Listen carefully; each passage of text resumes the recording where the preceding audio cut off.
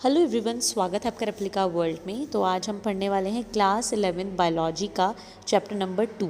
जैसे कि मैंने आपसे कहा था कि हम DSSB PGT बायोलॉजी और TGT नेचुरल साइंस के लिए क्लास 11th और 12th की NCERT के लेक्चर्स अपलोड करेंगे। तो उस सीरीज़ का ये पहला लेक्चर है। आप सोच रहे होंगे कि चैप्टर फर्स्ट क्यों नहीं पढ़ाया, चैप्टर फर्स्ट से क्यों स्टार्ट नहीं किया।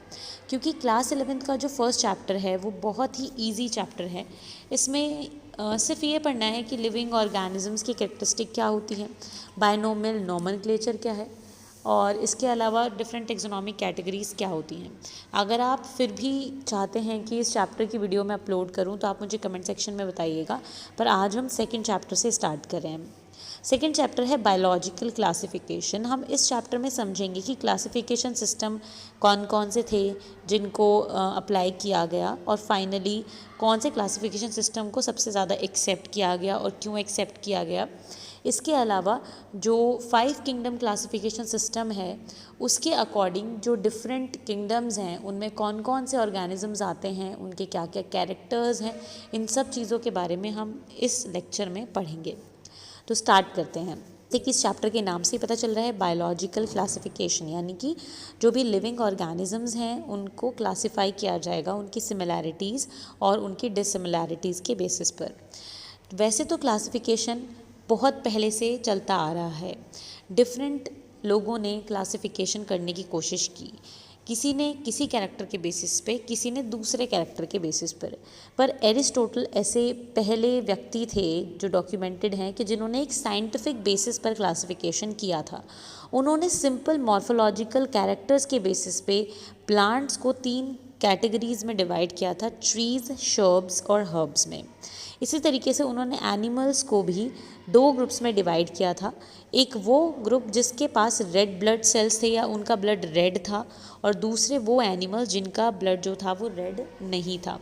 तो इस तरीके से 2 तरीके के ऑर्गेनिजम्स यानी 2 तरीके के एनिमल्स के ग्रुप उन्होंने क्लासिफाई किए। एक वो जिनके पास रेड ब्लड था, जिनके पास रेड ब्लड नहीं था। उसके बाद बात आती है क्लासिफिकेशन सिस्टम्स की। जो तो डिफरेंट क्लासिफिकेशन सिस्टम्स थे जिनको अडॉप्ट किया गया। सबसे पहले 2 किंगडम क्लासिफिकेशन सिस्टम जो कि कैरोलस लीनियस ने प्रपोज किया था, और इसके अकॉर्डिंग सभी ऑर्गेनिजम्स को 2 किंगडम में क्लासिफाई किया गया। जिसमें जो पहला किंगडम था वो था एनिमल किंगडम, जिसको इन्होंने नाम दिया रिग्नम एनिमेले, और इसमें सारे एनिमल्स थे। और प्लांट किंगडम, इसमें सारे क्या थे, प्लांट्स इंक्लूडेड थे। इसके बाद बात आती है कि इसके ड्रॉबैक्स क्या थे। तो ये क्लासिफिकेशन सिस्टम काफ़ी टाइम तक एक्सेप्टेबल रहा, पर बाद में लोगों को ऐसा लगने लगा कि कुछ ऐसी चीज़ें हैं जो कि कम है इसमें या कमी है। तो इसमें क्या कमी रही?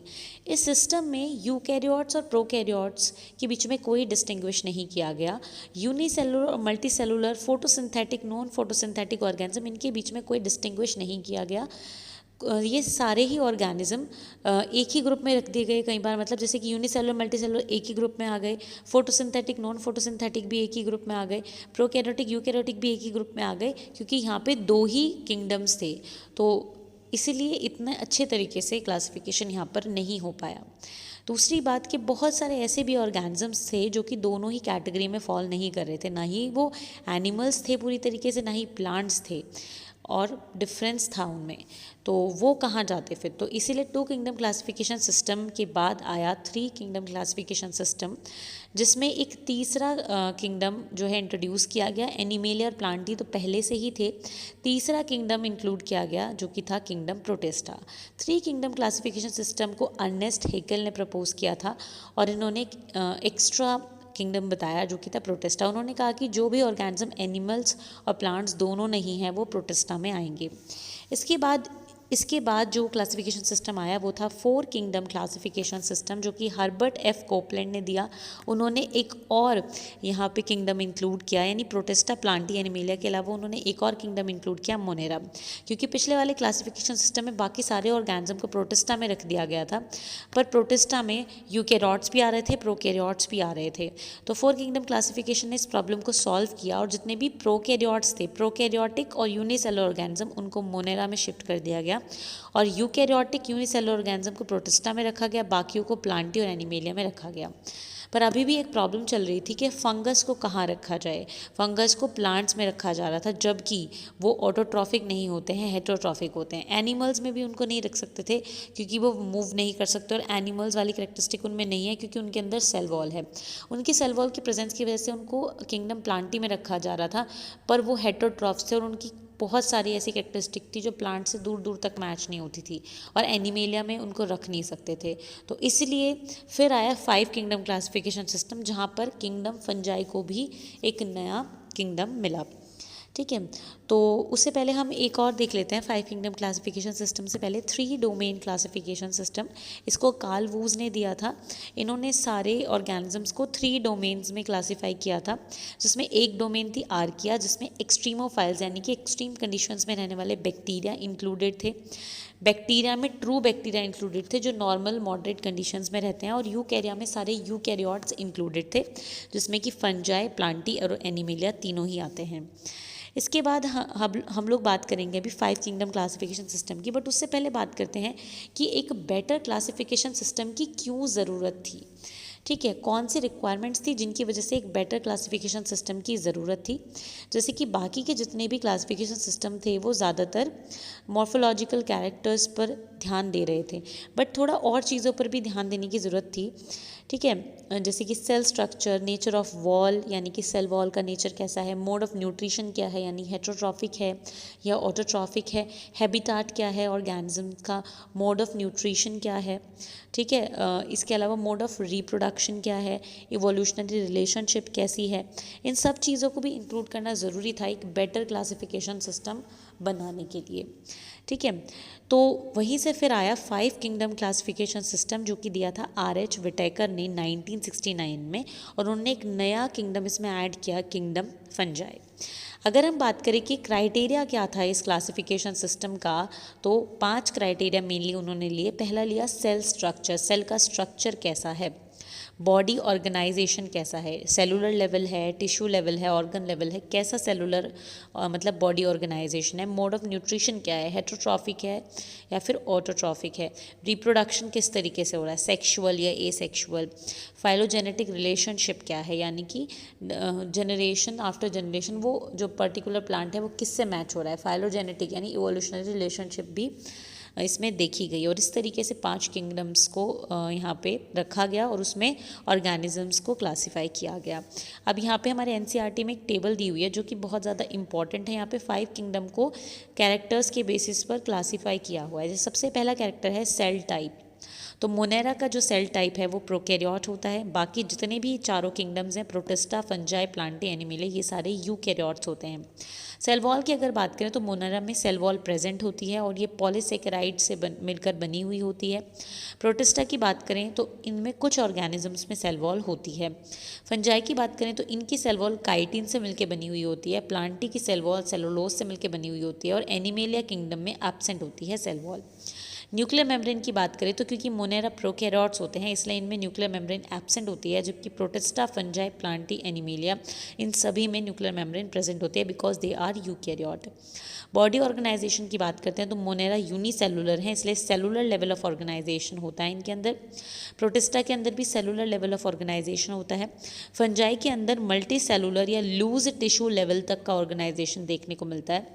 प्लांटी में टिश्यू या फिर ऑर्गन लेवल का ऑर्गेनाइजेशन देखने को मिलता है और एनिमेलिया में टिश्यू, ऑर्गन सिस्टम तक का ऑर्गेनाइजेशन देखने को मिलता है। मोड ऑफ न्यूट्रिशन की बात करें तो मोनेरा ऑटोट्रॉफिक होते हैं, जिसमें ऑटोट्रॉफिक मतलब ये अपना फूड खुद बना सकते हैं, जिसमें ये फोटोसिंथेटिक भी हो सकता है, मतलब फोटोसिंथेसिस से भी अपना फूड बना सकते हैं या केमिकल से भी अपना फूड बना सकते हैं, मतलब ये फोटोसिंथेटिक ऑटोट्रॉफ्स भी हो सकते हैं और कीमोसिंथेटिक ऑटोट्रॉफ्स भी हो सकते हैं। साथ साथ में ये हेटेरोट्रॉफ्स भी हो सकते हैं। अगर हम बात करें प्रोटिस्टा की तो ये ऑटोट्रॉफिक होते हैं और कुछ ऑर्गेनिज्म इनमें हेटेरोट्रॉफिक भी होते हैं। फंजाई की बात करें तो हमेशा हेटेरोट्रॉफिक होती है फंजाई, जिसमें कि ये सेप्रोफिटिक भी हो सकती है, मतलब डेड एंड डिके सब्सटेंसेस के ऊपर भी डिपेंड हो सकती है अपने फूड के लिए, या पैरासिटिक भी हो सकती है, मतलब दूसरे ऑर्गेनिज्म के ऊपर या उनके अंदर एज अ पैरासाइट भी रहकर अपना न्यूट्रिशन गेन कर सकती है। प्लांटी की अगर बात करें तो ये ऑटोट्रॉफ्स होते हैं हमेशा और फोटोसिंथेटिक ऑटोट्रॉफ्स होते हैं। हालांकि प्लांट्स में भी कुछ एक्सेप्शंस हैं, जैसे कि वीनस फ्लाई ट्रैप हो गया जो कि क्या है, एक इंसेक्टिवोरस प्लांट है, तो ये एक एक्सेप्शन है। एक दो एनिमेलिया की अगर बात करते हैं तो ये भी हमेशा हेट्रोट्रॉफिक होते हैं, मतलब अपने फूड के लिए दूसरों पे डिपेंडेंट होते हैं, जिसमें ये होलोजोइक भी हो सकते हैं, सेप्रोफिटिक भी हो सकते हैं।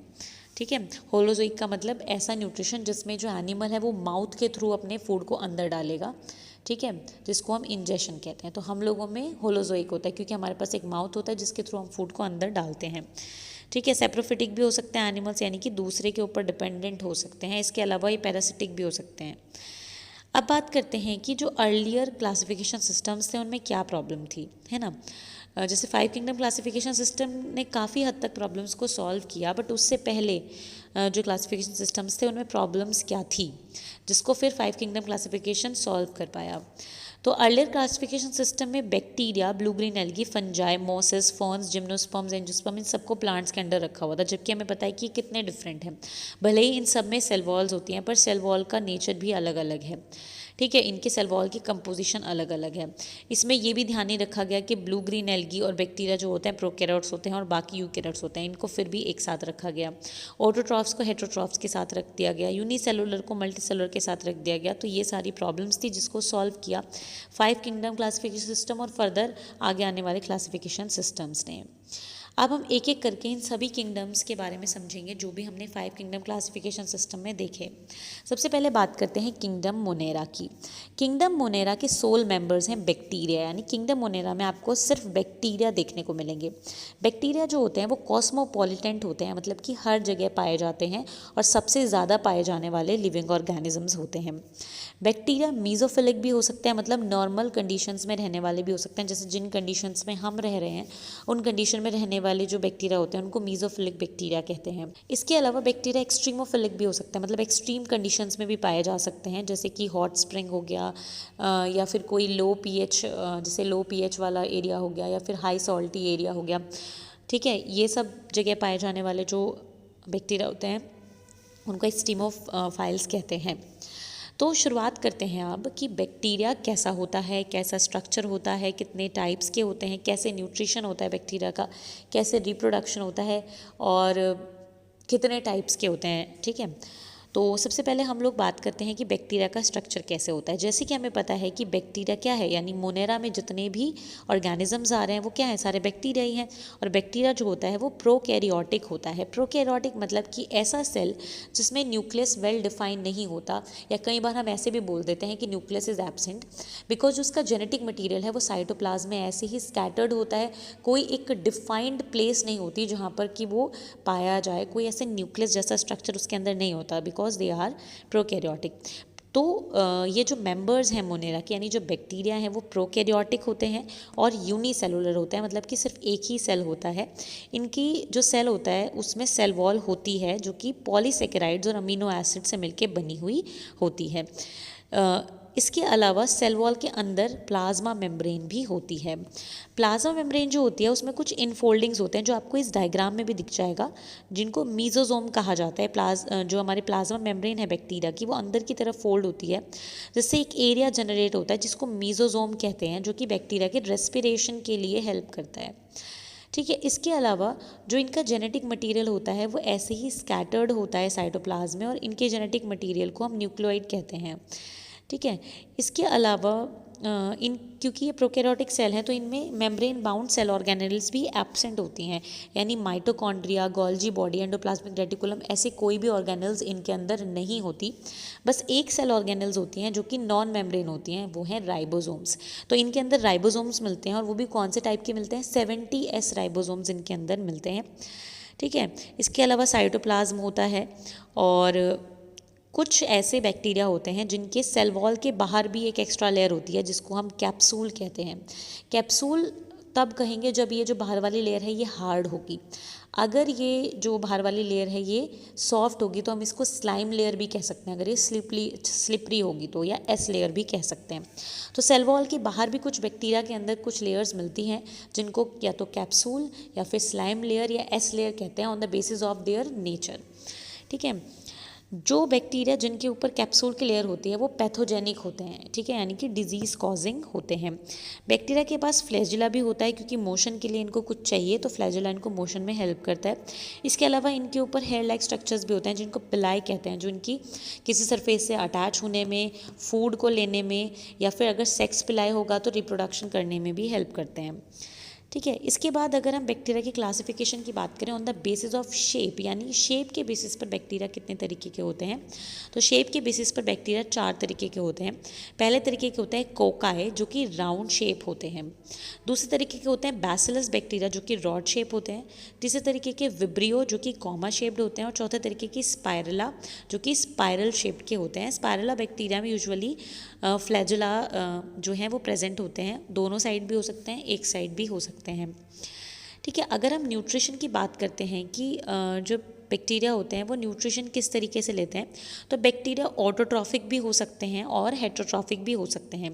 बट अगर परसेंटेज की बात करें तो ज़्यादातर बैक्टीरिया हेट्रोट्रॉफिक होते हैं।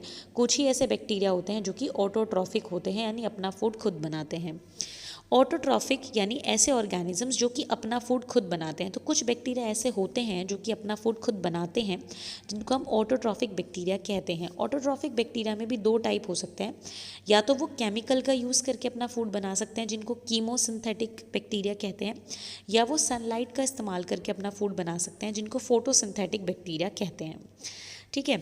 तो 2 तरीके के हो सकते हैं। अब एक एक करके हम इन सभी बैक्टीरिया के बारे में बात करेंगे। सबसे पहले हम लोग बात करते हैं, बैक्टीरिया को हम क्लासीफाई कर रहे हैं ऑन द बेसिस ऑफ कि वो कहाँ रहते हैं, और फिर इसी के अंदर हम ये भी देखेंगे कि ऑटोट्रॉफिक और हेट्रोट्रॉफिक बैक्टीरिया कैसे होते हैं, कौन कौन होते हैं। तो हम क्लासीफाई कर रहे हैं पहले वो बैक्टीरिया जो कि एक्सट्रीम कंडीशंस में रहते हैं। तो हम क्लासिफिकेशन कर रहे हैं on the basis of their habitat, कि वो एक्सट्रीमोफाइल्स हैं, वो मीजोफिलिक हैं। तो एक्सट्रीमोफाइल्स में एक ही कैटेगरी आती है आर्की बैक्टीरिया की। तो पहला जो कैटेगरी है वो है आर्की बैक्टीरिया। ये जो बैक्टीरिया होते हैं ये मोस्ट हार्श हैबिटाट्स में पाए जाते हैं, जैसे कि एक्सट्रीम सॉल्टी एरियाज़। ऐसे बैक्टीरिया जो कि एक्सट्रीम सॉल्टी एरियाज़ में रहते हैं उनको हेलोफाइल्स कहते हैं।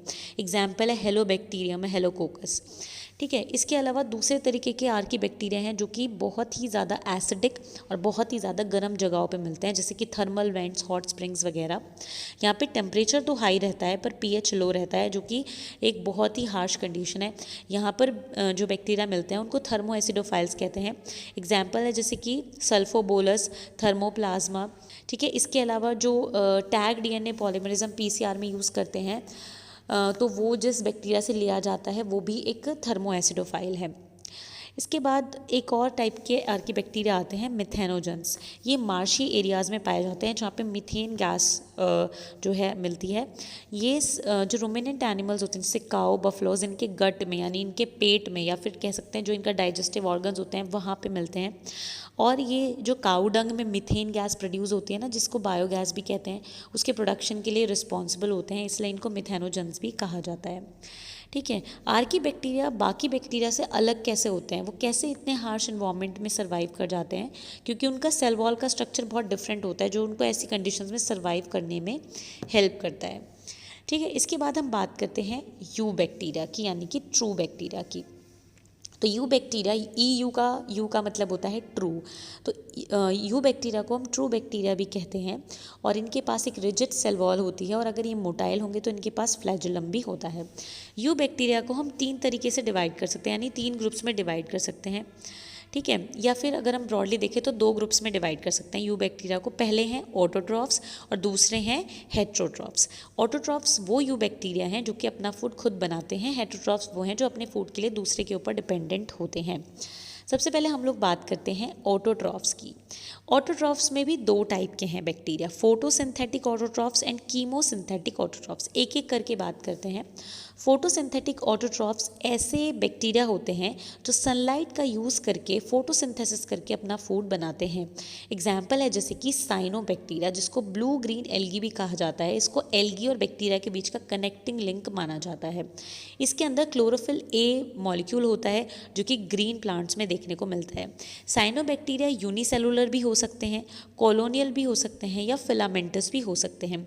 हैबिटाट की बात करें तो फ्रेश वाटर में भी मिल सकते हैं, मरीन में भी मिल सकते हैं, यानी कि सॉल्टी वाटर में भी मिल सकते हैं, या टेरेस्ट्रियल भी हो सकते हैं। इनकी जो कॉलोनीज़ होती हैं वो जनरली जिलेटिनस शीट से क्या होती हैं, सराउंडेड होती हैं। आप अपनी एनसीईआरटी को देखोगे तो एनसीईआरटी में आपको इसका डायग्राम भी देखने को मिल जाएगा, ठीक है।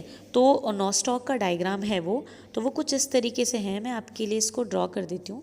तो यहाँ पे सिंपल होता है कि इस तरीके से सेल्स दिए हुए हैं नॉस्टॉक के, ठीक है, और उन सेल्स के आसपास एक जिलेटिनस शीट है, और उन सेल्स में वो नॉर्मल सेल्स हैं जैसे बैक्टीरियल सेल्स होते हैं, पर उनमें से कुछ सेल्स में इस तरीके से स्पेशल टाइप के सेल्स हैं जिनको हम हेटेरोसिस्ट कहते हैं, जो कि आगे हम अब देखेंगे हेटेरोसिस्ट। तो ये नॉस्टॉक का डायग्राम दिया हुआ है।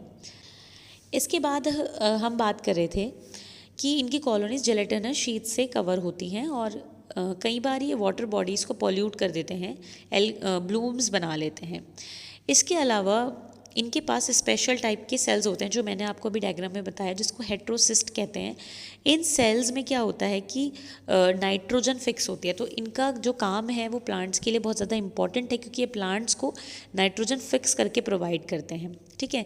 एग्जाम्पल है फोटोसिंथेटिक ऑटोट्रॉप्स का नॉस्टॉक एंड एनाबिना, बहुत इंपॉर्टेंट है ये वाला पोर्शन। नेक्स्ट आता है कीमोसिंथेटिक ऑटोट्रॉप्स। ये ऐसे बैक्टीरिया होते हैं जो अपना खाना खुद तो बनाते हैं, मतलब अपनी एनर्जी का सोर्स ये खुद क्रिएट कर सकते हैं, बट ये केमिकल्स का इस्तेमाल करते हैं, ना कि सनलाइट का। तो ये जो बैक्टीरिया हैं ये ऑक्सीडाइज करते हैं वेरियस इनऑर्गेनिक सब्सटेंसेस को, such as nitrate, nitrites, ammonia etcetera, इनको ऑक्सीडाइज करते हैं, और इनसे जो एनर्जी रिलीज होती है उसको एटीपी प्रोडक्शन के लिए यूज़ करते हैं, ठीक है। तो इनसे जो रिलीज एनर्जी है उससे ये एटीपी बनाते हैं। इनका जो रोल होता है वो रिसाइकलिंग में बहुत ज़्यादा इंपॉर्टेंट है, यानी न्यूट्रिएंट साइकिल्स जो आप देखते हैं, चाहे नाइट्रोजन साइकिल हो, चाहे फॉस्फोरस साइकिल हो, आयरन साइकिल हो, सल्फर साइकिल हो, उसमें इन बैक्टीरिया का रोल होता है कीमोसिंथेटिक ऑटोट्रॉप्स का। एग्जाम्पल की बात करें तो फेरोबैसिलस जो कि आयरन कंपाउंड्स को इस्तेमाल करता है, सल्फर बैक्टीरिया जो कि सल्फर कंपाउंड्स को इस्तेमाल करता है, हाइड्रोजन बैक्टीरिया जो कि हाइड्रोजन कंटेनिंग कंपाउंड्स को इस्तेमाल करता है एनर्जी बनाने के लिए, ठीक है। नेक्स्ट आता है हमारा हेटेरोट्रॉफिक बैक्टीरिया। हेटेरोट्रॉफिक बैक्टीरिया वो बैक्टीरिया होते हैं जो कि सबसे ज़्यादा पाए जाते हैं। मैंने आपको बताया था कि पूरे बैक्टीरिया में ज़्यादातर बैक्टीरिया हेटेरोट्रॉफिक ही होते हैं। ये इंपॉर्टेंट डिकम्पोजर्स होते हैं और हमारे लिए वैल्यूएबल प्रोडक्ट्स भी बनाते हैं, जैसे कि कर्ड या फिर एंटीबायोटिक्स या नाइट्रोजन फिक्स करना लेग्यूम रूट्स में, ये सारा काम हेटेरोट्रॉफिक बैक्टीरिया करते हैं। हालांकि कुछ ऑटोट्रॉफिक बैक्टीरिया भी नाइट्रोजन फिक्स करते हैं, बट हेटेरोट्रॉफिक बैक्टीरिया भी नाइट्रोजन फिक्स करते हैं लेग्यूम रूट्स में। जबकि कुछ हेटेरोट्रॉफिक बैक्टीरिया हमारे लिए हार्मफुल भी होते हैं, हमारे लिए भी, क्रॉप्स के लिए भी, एनिमल्स के लिए भी वो डिजीज़ कॉज करते हैं, जैसे क्लोरेला। इसके अलावा टाइफाइड जो सैल्मोनेला टाइफी से होता है ना, तो टिटनस बीमारी, कैंकर, ये सारी पैथोजेनिक बैक्टीरिया से होती है। अगर रिप्रोडक्शन की बात करते हैं तो बैक्टीरिया एसेक्सुअली भी रिप्रोड्यूस कर सकते हैं। एसेक्सुअली ये फिजन से करते हैं, और अनफेवरेबल कंडीशंस होती है तो स्पोर से भी रिप्रोड्यूस कर जाते हैं। पर सेक्सुअल रिप्रोडक्शन हम ये तो नहीं कह सकते कि पूरी तरीके से इनमें सेक्सुअल रिप्रोडक्शन होता है, पर सेक्सुअल रिप्रोडक्शन जैसा एक इसमें होता है जिसमें कि डीएनए ट्रांसफ़र होता है, जिसको कॉन्जुगेशन कहा जाता है। तो हम ये तो नहीं कह सकते कि सेक्सुअल रिप्रोडक्शन होता है, बट हाँ उसी की तरह एक प्रोसेस होती है जिसको कॉन्जुगेशन कहा जाता है। फिर इसमें लास्ट टॉपिक है माइकोप्लाज्मा। माइकोप्लाज्मा भी इसी ग्रुप में पाए जाने वाले ऑर्गेनिजम्स होते हैं। इनके ऊपर कोई भी सेल वॉल नहीं होती, और ये सबसे छोटे लिविंग सेल माने जाते हैं। इनको पीपीएलओ भी बोलते हैं। ये विदाउट ऑक्सीजन सर्वाइव कर सकते हैं और अपनी शेप को भी चेंज कर लेते हैं, इसलिए इनको जोकर्स ऑफ माइक्रोबायोलॉजिकल पार्क भी कहते हैं, बिकॉज ये अपनी शेप को अलग अलग बना लेते हैं। बहुत सारे माइकोप्लाज्मा पैथोजेनिक नेचर के भी होते हैं। तो इस तरीके से आज हमने मोनेरा किंगडम को कवर किया। अगले लेक्चर में हम प्रोटिस्टा किंगडम को कवर करेंगे, और उससे अगले वाले में हम फंजाई को कवर करेंगे, और इस तरीके से ये जो चैप्टर है ओवरऑल 3 लेक्चर्स में हमारा कंप्लीट हो जाएगा। ठीक है, तो आज के लिए सिर्फ इतना ही।